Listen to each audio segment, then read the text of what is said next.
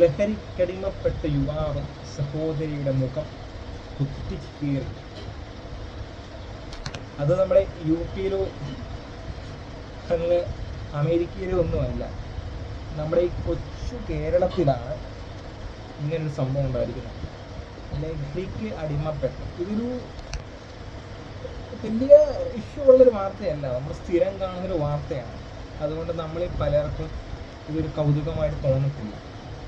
എന്നാൽ ഇവനെപ്പോലുള്ള നാറികളുടെയൊക്കെ വീട്ടിൽ അനുഭവിക്കുന്ന ഒരവസ്ഥ, നമ്മളെന്തെങ്കിലും പറഞ്ഞു കഴിഞ്ഞാൽ ഇവരെയൊക്കെ സപ്പോർട്ട് ചെയ്യുന്ന ന്യൂജൻ കുറേ വാണങ്ങളുണ്ട്. എല്ലാവരും ഇല്ല കേട്ടോ, കുറച്ച് ന്യൂജൻ വാണങ്ങളുണ്ട്.